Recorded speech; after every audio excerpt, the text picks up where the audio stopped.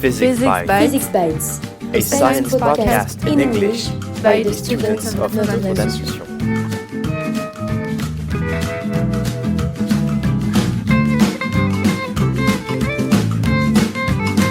Hello and welcome to Physics Bites, the English language physics podcast of the students of Notre-Dame de Sion here in Paris, France. We have a brand new episode for you. We're going to talk about life outside of Earth. We're going to talk about what life is, if there might be elsewhere, how would we communicate with it, and to talk to us about this, we have our two experts for the day, two of our senior students, Laura and Emma. So this is the second time we're recording this because the first time our recording got cut off right in the middle, the connection dropped. So hopefully this time we'll have more luck. So for the second time, I'm going to let you guys introduce yourselves. Laura? So hi, my name is Laura. I'm a student in Notre-Dame de Sion, and I'm really excited to be here and present to you my presentation here. All right. And your partner in crime? Hi, I'm Emma. To present to you this presentation, and a student at Notre-Dame de Sion, and I am excited to be here as well. All right. And Emma, you have been my student since grade 10. And Laura, you joined our class last year and made a seamless transition. And you guys chose this topic, even though you guys are not doing physics this year as your majors. You guys chose to talk about life in the universe, where it is coming from, what it might be, how can we detect it, communicate with it. But before we get any of that started, maybe Laura, you can start by telling us how is it possible to define what life is? Is there one unique definition? And or Emma, whichever of you guys want to begin with that, what the different definitions maybe have been over time, because I'm sure that is a question we've been asking ourselves for years, if not centuries and millennia. So I'm going to let you begin with that, and once we have maybe agreed on what we call life is, maybe we can start talking about if there is any outside of Earth, and if there is, how would we go about? So Emma, the floor is yours. So it is true that life is really difficult to find a precise definition of it that everyone agrees on. So to do that, NASA gave a non-formal, so it's not accurate at 100%, a non-formal definition that can still lead us. So this definition is that life is a self-sustaining chemical system capable of Darwinian evolution, and also the fact that life is found through signs of life that are also called biosignatures. Okay. However, Go ahead. Yeah. However, there might exist a life that we don't know of, a form of life that doesn't use DNA, RNA, etc. As life we know today. So to resolve this problem, the term life with a Y was created, and it is defined as any system that fulfills all four processes of the living state. Right, and this is life, written L-Y-F-E. So this is a pretty new notion, right? Do you have an idea of maybe who came up with it, or when we started talking about this? Why do we need to talk about life in this way?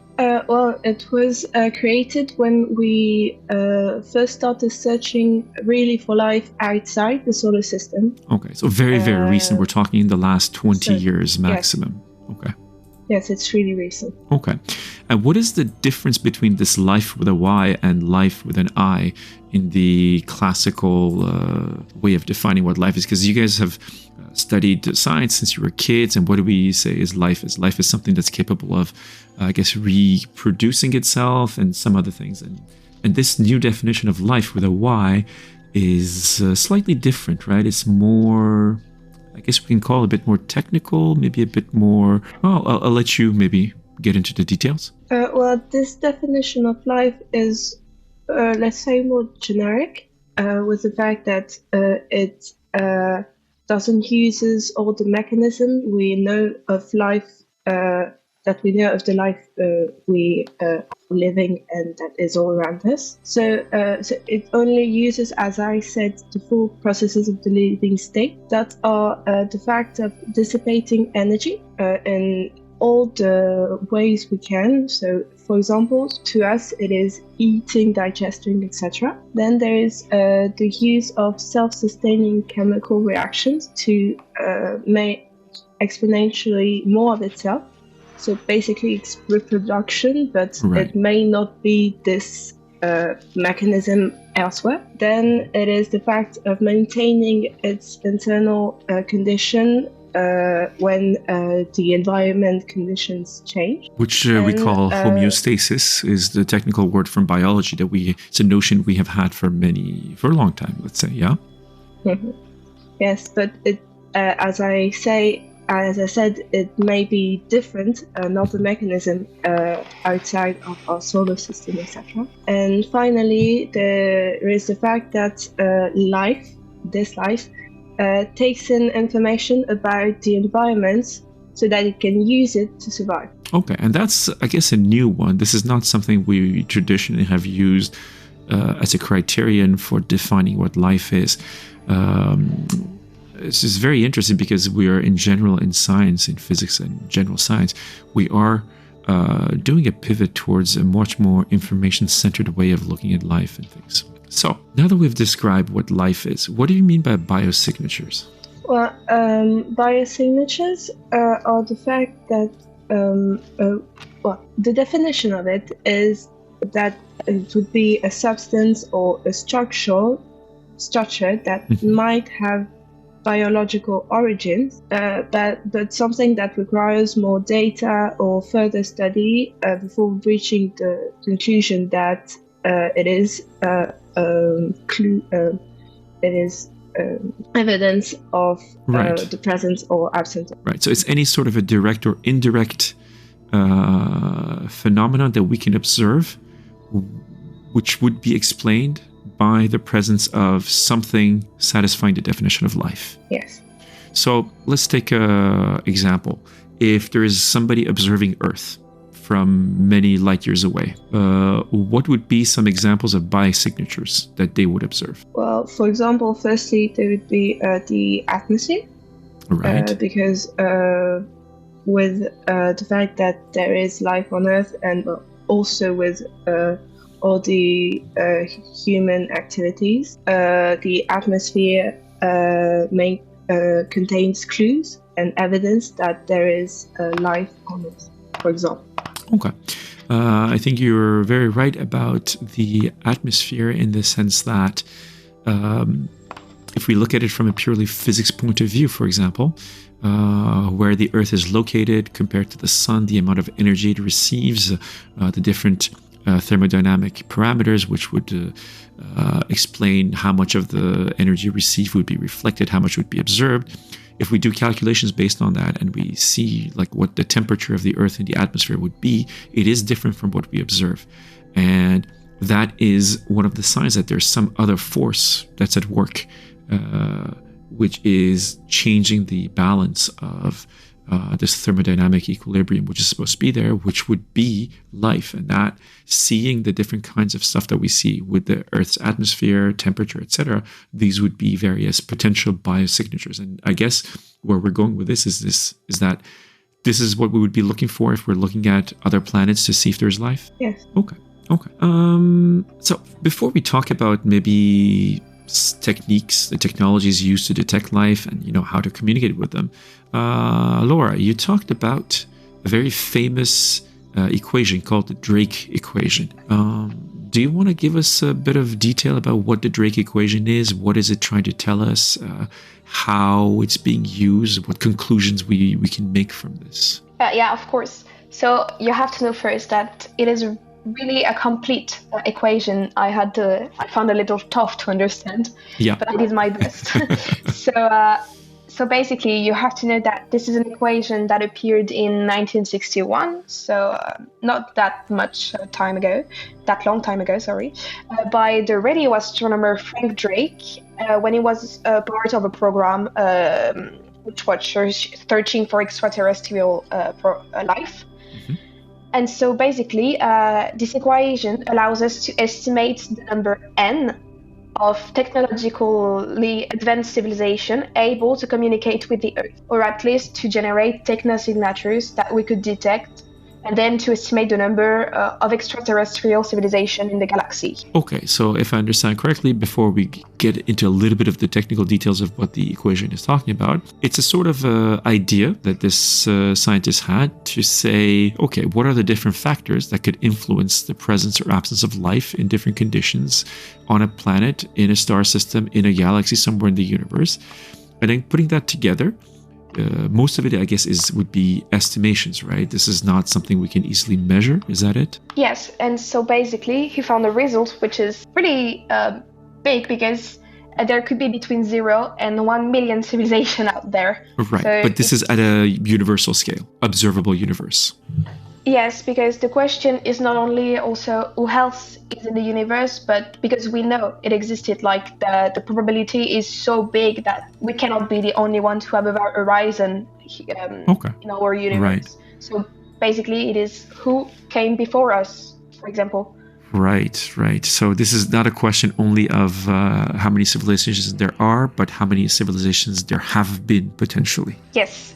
And many of these could have been, and there would have been no potential, no possibility of contacting them, because in terms of distance and time, the universe is so big, and we are so short in our lifetimes that there would have been no way of contacting or having any kind of a. Yes, because like in light years, if, for example, if life existed, it could be, for example, 100 light years away, and it would be like 200 years for us to have a message go back and forth if we wanted to communicate with aliens.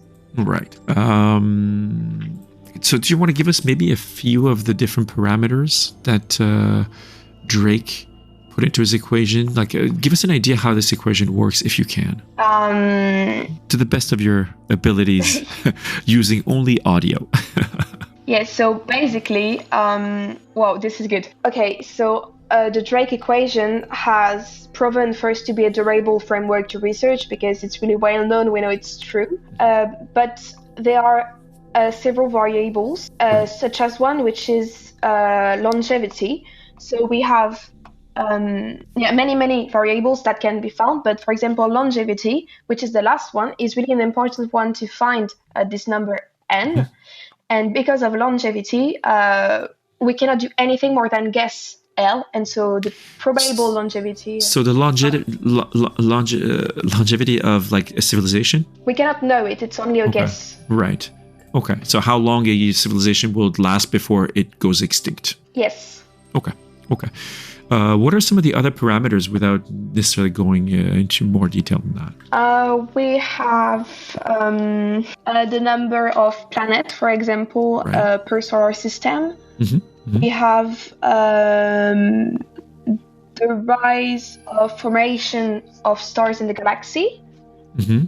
We have the fraction of those stars with planetary systems, because we don't know, some exoplanets just orbit by themselves. They don't have a star. And there are also stars that have no planets, maybe. Yes, exactly. Yeah, absolutely. So we also have the fraction of sustainable planet that could potentially contain life, and we have the fraction of civilization that developed a technology that could be that we could receive. Right. So if it's like a planet, then there's only like moss and flowers on there. Then the technological level has not gotten ever to a point where there would be any way of sending out signals outside of their planet, which would be signatures of an intelligent civilization, or any form of civilization, I guess, in that sense. Yeah, they need to be advanced enough for them to contact us, and for them to receive a message that we would send. So even if this civilization existed, maybe they would never receive our message. Okay, right. Okay. You mentioned 3 uncertainties that are associated to the Drake equation. What are the 3 parameters which we have a lot of uncertainty about?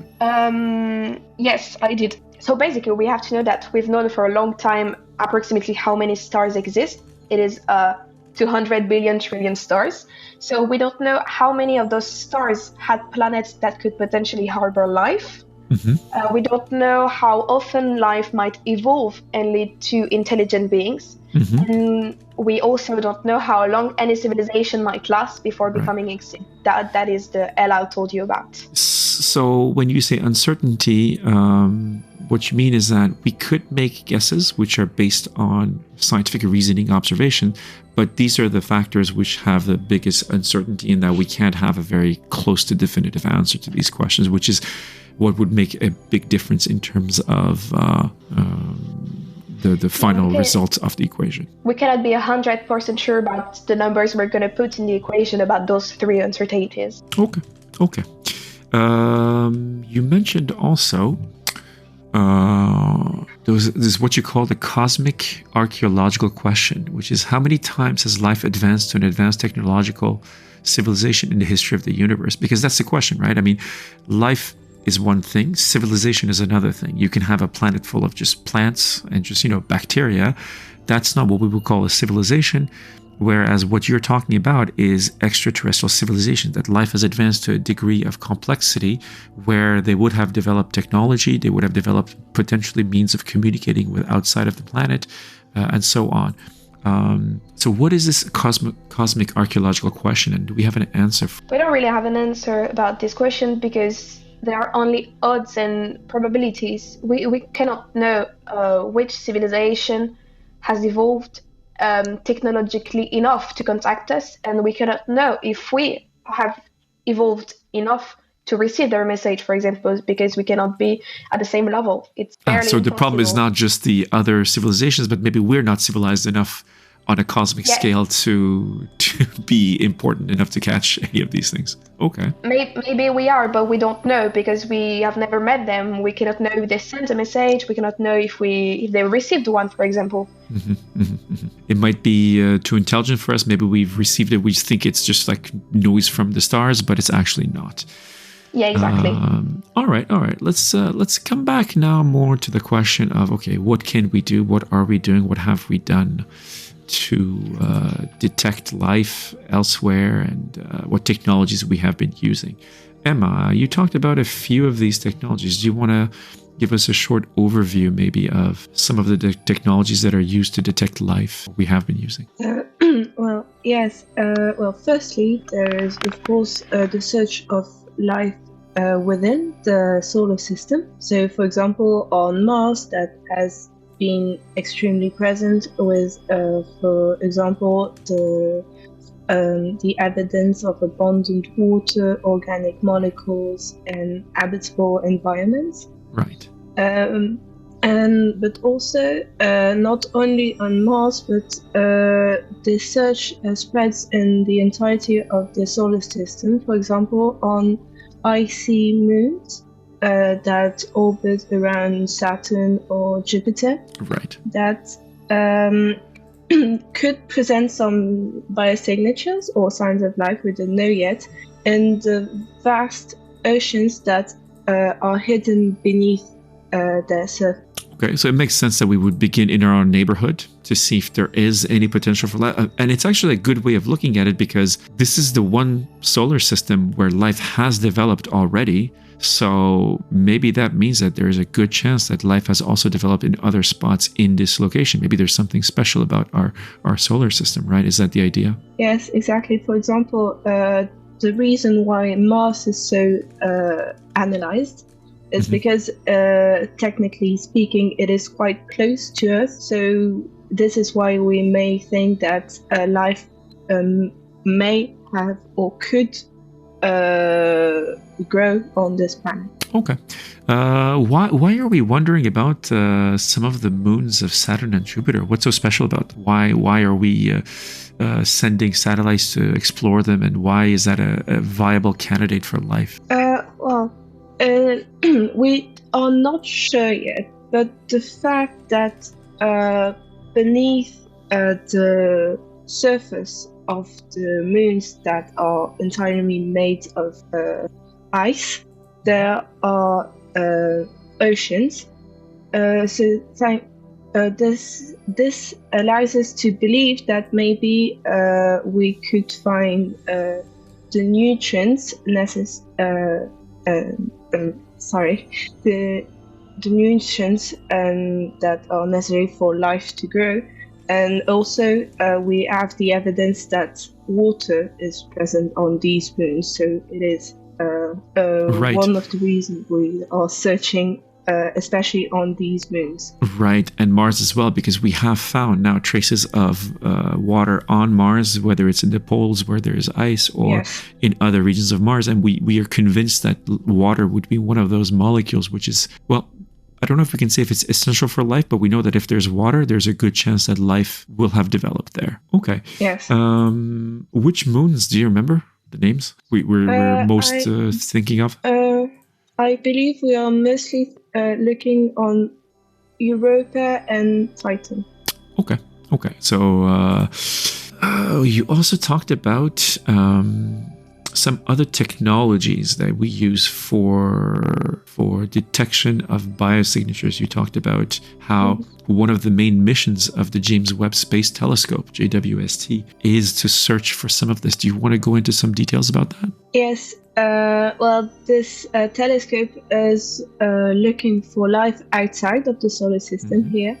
So it does it through the calculation of the infrared light. Infrared light. Yeah, infrared light. Of the different exoplanets we can detect outside of the solar system. Because thanks to this infrared light, thanks to this calculation, we could deduce the thermal emission of the planet that would be essential to calculate the planet's temperature, for example, that is really needed to know if it can habitate life or not. Right. The idea being that it's a good way of looking at the thermodynamics of the atmosphere.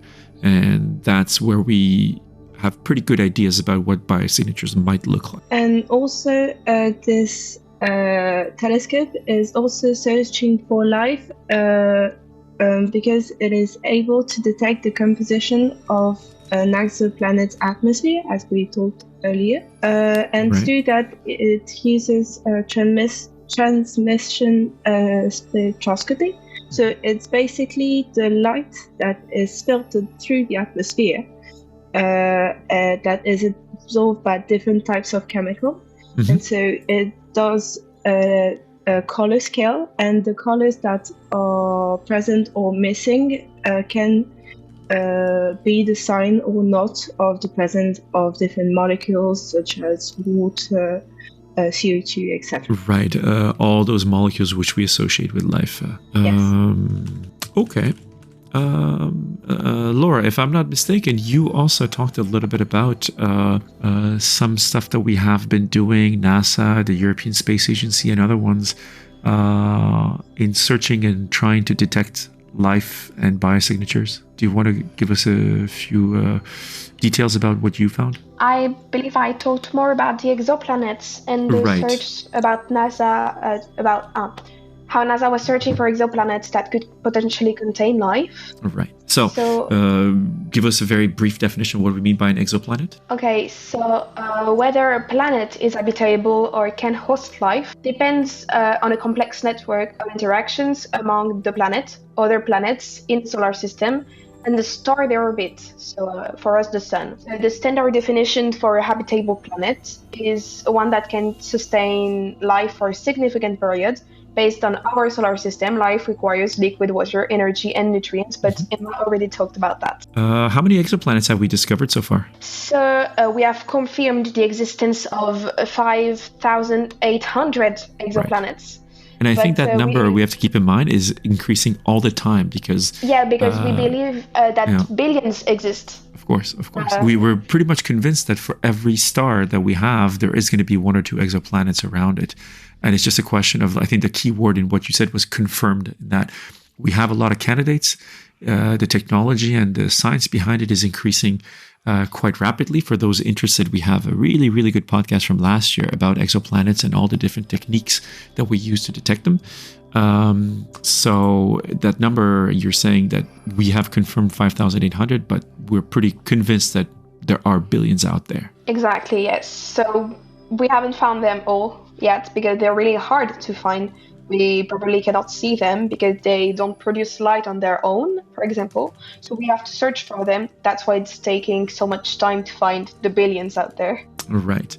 Why are we so interested in detecting and confirming and studying these exoplanets? Why is that so essential in our quest? Because we believe that some exoplanets could contain life as Earth do. So about in the 5,800 exoplanets we found, we haven't found a single one that could contain life right now. So that's why we're still searching for more to find more information about where life could be out there. Okay. And I think that's one of the things that the James Webb Space Telescope is supposed to do with its very highly tuned and advanced detectors, is to study the atmospheres of these exoplanets, something which we could not have done at any point before JWST. So maybe we can talk about, you talked about a sort of a classification, I guess, of exoplanets, of which ones are more likely to harbor life or can be good candidates. What are the criteria for that? Do you want to maybe go over that a bit? It's just that there are many exoplanets. So we're classifying them about whether or not they could contain life, about what we know on Earth, for example. So we take the Earth-sized rocky planet that could, we classify them as if they could contain life. So that's why there are less and less exoplanets that we believe can contain life. And so there is a classification, but it really depends on from where you're searching. So from what I search, it's about the planets that are similar to the Earth. Right. It's similar in what sense? Atmosphere first. Okay. But also mostly the distance from the mother star, because if it is too far, it's going to be way too cold in the planet. If it is too close, it's going to be way too hot. Right. Did you find in your research anything about what we call the Goldilocks zone or the Goldilocks planets? No, I don't believe so. Okay. That's fine. We have all that stuff anyways discussed in the previous podcast that we did last year with the students. Okay. Sorry. It's fine. But your focus wasn't on exoplanets. It was on life, so we're going to focus on that. Let's go back to Emma. You talked about signs of life and signs of intelligence. Shall we maybe try and give a definition of what we mean by intelligence or intelligent life? Well, intelligent life is life difficult to define because we don't quite know how to define it and what it is, with the fact that we know that it is, for now, with our research, extremely rare, etc. But the proper definition that everyone more or less agrees on is that it is a life that is capable of thinking and purposeful activity, and that can learn and understand things. Mm-hmm. And so to detect it, NASA searched for signs of intelligent life that are called technosignatures. Right. I guess this goes back a little bit to that criterion that you also added for life with a Y, of using information of its in its environment. I guess that's also linked to this idea of intelligence and understanding of things and having purpose, I guess. Okay. What are some technosignatures that we look for? There are three main technosignatures that are searched in the universe. So firstly, there are electromagnetic signals that are all kinds of engineered signals that aren't natural. For example, there is obviously the radio signal, but we could also say that pulses of laser light could be a form of communication within another civilization, or so it can still be a technosignature, etc. or electromagnetic signals. So just as like a very, very simple, basic example of this would be, for example, we have a lot of television and radio signals which are being used to communicate between ourselves, but are also going into space. And they're spreading out in space, and maybe someday they might cross a planet where there's life, and they would be able to detect it. And that would be an electromagnetic techno-signature of our civilization. Yes, exactly. Okay. Then there is another techno-signature would be the atmospheric pollution, because, well, we know that what we know on Earth is that Earth's pollution level reflects human activity. For example, with the presence of carbon in the atmosphere, and etc. Okay. And just a little question: how would do you know how we would be able to make the distinction between what we call atmospheric pollution and just the natural composition of the atmosphere? Firstly, there in the atmosphere there could be artificial chemicals, so that are not carbon because it is most abundant, but in our atmosphere, because we always use our atmosphere as an example of how it could be. The human activity released artificial chemicals in the atmosphere. So if we find something that more or less resembles it, we could believe that it is a signature of intelligent life. Okay. You also talked about, and this is for those who have ever looked into this idea of search for extraterrestrial civilizations and intelligence, everybody at some point has come across what is named the Fermi paradox. Do you want to tell us what the Fermi paradox is? Yes, I can. All right. So this paradox was developed by a physicist called Fermi. Mm-hmm. So it said that logically, even if a tiny small fraction of the 100 billions of stars and planets that exist in all the galaxy, if even a small fraction of it is habitated by technological civilization which colonized other planets, the entire galaxy would have already been colonized since a really long time. So this would mean that Earth would have been visited too, but it wasn't the case. So this is why it is a paradox, saying that maybe this proves that intelligent life doesn't exist elsewhere. Okay. Did you find any answers to resolving this paradox, maybe while you were doing your research? Well, there are answers that are based on probability. Mm-hmm. With the fact that if we assume that every civilization that colonizes has a time-limited period of life of the civilization in itself, and that it has a limited distance of colonization. So with this assumption, we could say that there are two outcomes on every planet that is colonized, with the fact that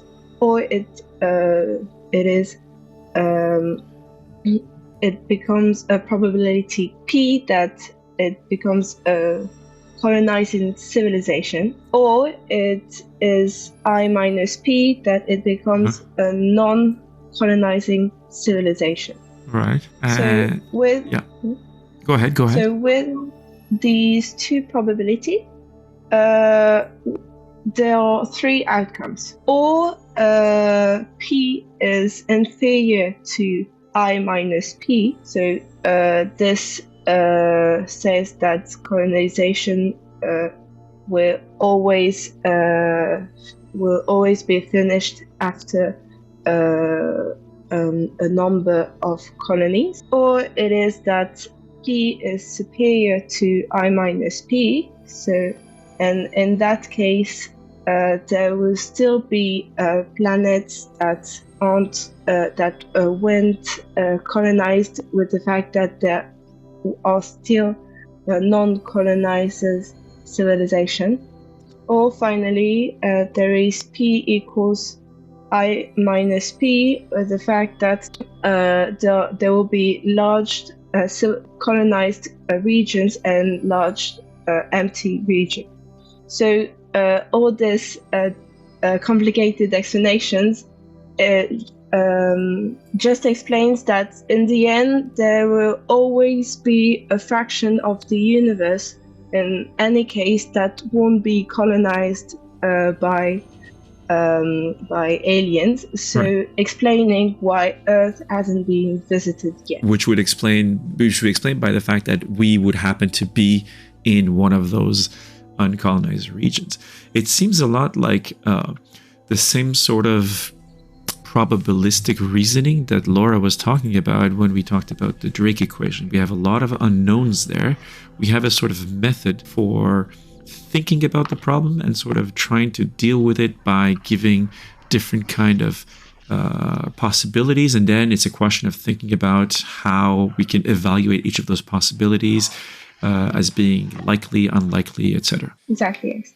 All right. Well, this topic is so interesting. I haven't seen the time pass. We're getting close to the end. We haven't talked about communicating with aliens. That's the most fun part, right?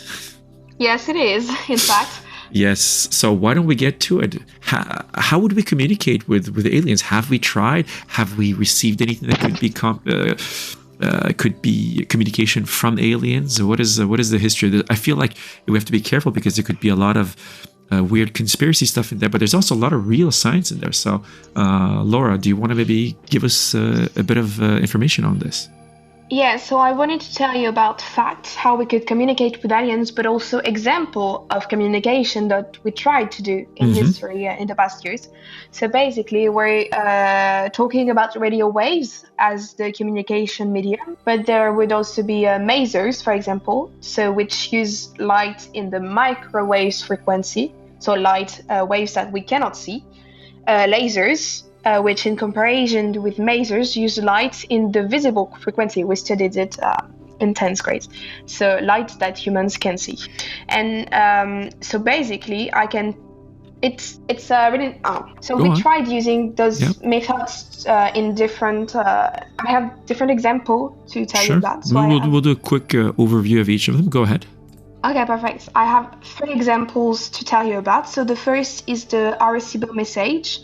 So it was made in 1974. It was the first ever attempt to take the initiative in communicating with another civilization. Then I wanted to tell you about what could a message from the alien look like. How could we send it? What would it look like with prime numbers, with signals, with...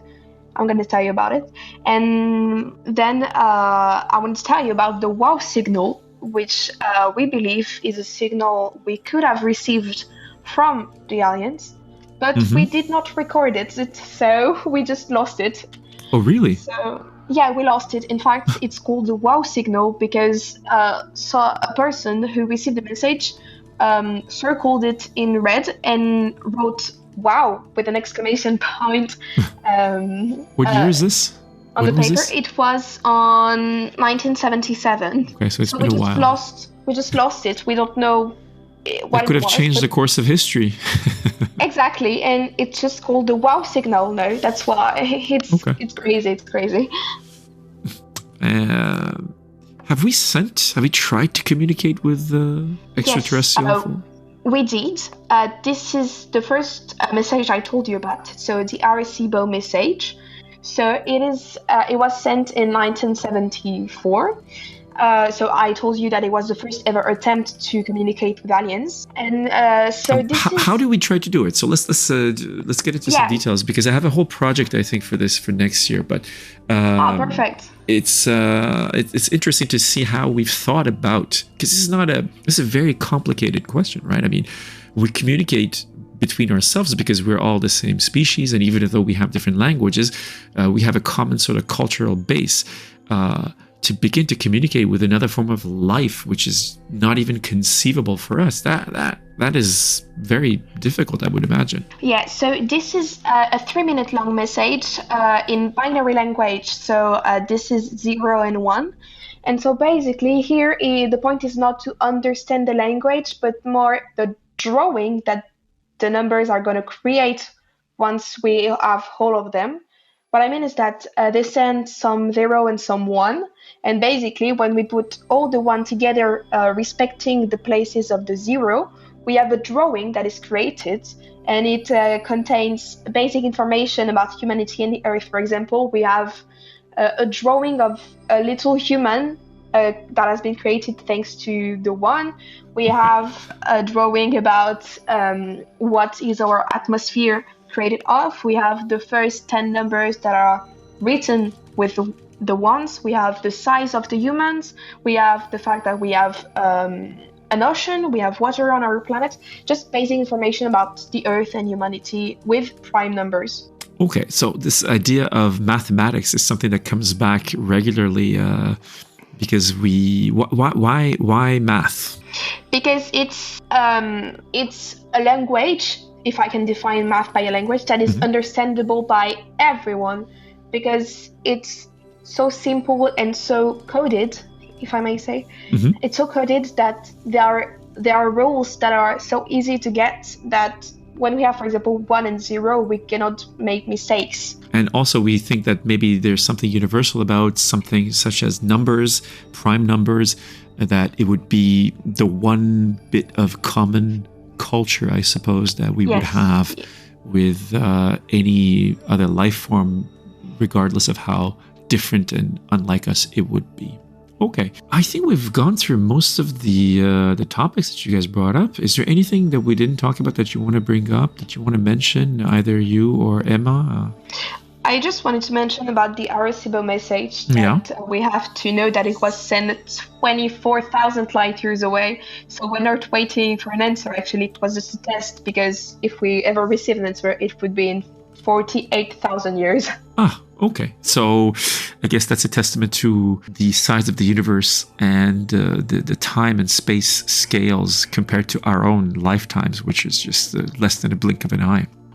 Okay, yeah, so it's more of a test. Maybe we can finish, as I always like to do, by asking you two the same question as everybody else. What did you guys find interesting about this topic? What did you find in your research? Was there stuff that really blew your mind? Was there stuff in there that you didn't know about that you're kind of you had a lot of difficulties with? Maybe just how it went for each of you. Emma, maybe we can start with you. What is sure about this subject is that researching, personally, I really realized that the universe is so vast, it's so immense that it's not possible to not have other life that we have on Earth, and that it is possible that we may find it someday, even if it is in a very long time. So it is quite extraordinary.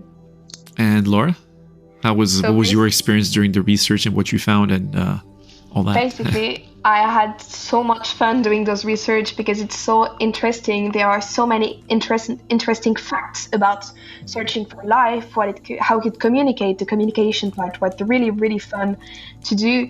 And I learned so many things about mathematics in the universe, because I was thinking that there were only equations like the Drake equation. There's very few equations, actually, I think, unless we're talking about equations that we would need for analyzing signals coming from space. But that's just tools more than anything else. Yeah, but I didn't knew all of that. And so that was so much fun to learn about the Earth, maybe to learn about aliens, extraterrestrial life and everything. So it now, to me, it feels impossible to not have another civilization existing. Yeah. Even though I don't understand everything, because I know what are they, who are they, but still amazing. Yeah, I think so. And it's also one of those topics that really lends itself easily to science fiction and to thinking about, like, what could be. There's a lot of really good science fiction around this idea of communication, searching for extraterrestrial. And one of the ones that I like to always refer to when we do this topic is by Carl Sagan, who was a great astrophysicist, who was also the founder of what we call SETI, the Search for Extraterrestrial Intelligence. In one of his books, he has this one line which I always found so perfect, that if there's no life in the universe, what a waste of space, right? It's so big, and it would be such a shame if there's nothing else out there except for our own lives, right? Okay. So if you guys are okay, we can maybe stop at this point. Thank you very much for your absolutely great presentation. It was really well structured, a lot of information, a lot of interesting stuff. You guys really know your topic well, and we learned a lot. So thank you very much. Thank you. Thank you. Really great to do that with you. Yeah, we had a good time this year. So thank you to all our listeners for listening, and don't forget to tune in next time for a new episode of Physics Bite. Thank you, and goodbye to everybody. So, that is Physics Bites for this week. We hope that you enjoyed this episode, and we would love to hear what you thought about the topic in the comments section. If you did enjoy the show, then subscribe to our podcast, share it with your friends, and be sure to leave us a 5-star rating on whatever platform you're listening on.